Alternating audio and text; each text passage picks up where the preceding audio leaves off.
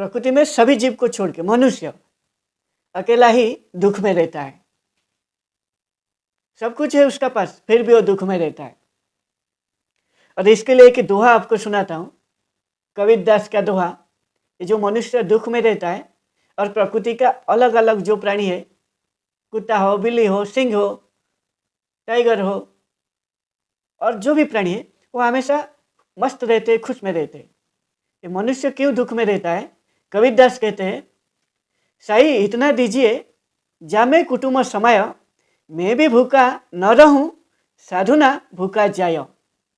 यानी कबीरदास कहते हैं, हे परमात्मा, तुम मुझे इतना दीजिए कि मैं खुद का जीवन को चला सकूं और मेरा पेट को भर सकूं, और मेरा घर को कोई मेहमान आता है तो उसको थोड़ा खिला सकूं। बस इतना दीजिए परमात्मा। लेकिन मनुष्य ना, कबीरदास इधर कहना चाहते हैं पॉइंट टू पॉइंट, कबीरदास कहते हैं जो लालच है ना, ये लालच को कबीरदास ये दोहा का जरिए में आपको कहते हैं लालच को कंट्रोल करो। लोभ, लालच, ज़्यादा पाने की जो इच्छा है ना, ज़्यादा लालच जो करोगे, आपका हैसियत नहीं है उतना पाने का, फिर भी आप यदि करते हो तो तब ना आप दुख में रहोगे, कष्ट में रहोगे, और आपके जीवन को हमेशा परेशान में, कोई मतलब नहीं है परेशान रहने का, लेकिन आप परेशान रहोगे। देखो प्रकृति में कि जो सिंह है कितना मस्त शिकार करता है, कितना मस्त खाता है, कितना मस्त उसका लाइफ है, कोई काल का सोचता नहीं है।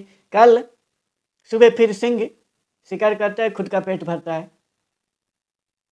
प्रकृति का हर एक प्राणी यही करता है, एक अकेला मनुष्य को छोड़ के। और यही जो लालच है ना, ये लालच ही दुनिया में सभी जो गलत काम एक आदमी को इजीली कराता है, और वो आदमी इजीली वो रास्ते में जाके कोई भी गलत काम को करने में वो बिल्कुल परहेज नहीं करता है, और वो रास्ते में जाके सभी तरह का गलत काम करता है।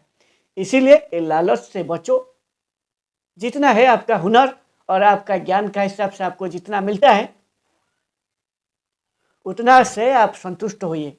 यदि आपको ज़्यादा चाहिए, आपका हुनर और आपका जो ज्ञान है उसको बढ़ाइए, फिर जो काम कर रहे हो उसी काम में लगा के और ज़्यादा कमाओ, और आपका जो चीज़ आप पाना चाहते हो वो चीज़ पाओ।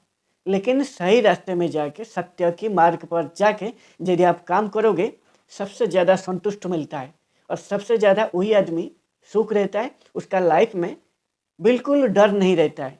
इसीलिए जितना भी वो कमाता है उसमें सुख में रहता है, शांति में रहता है।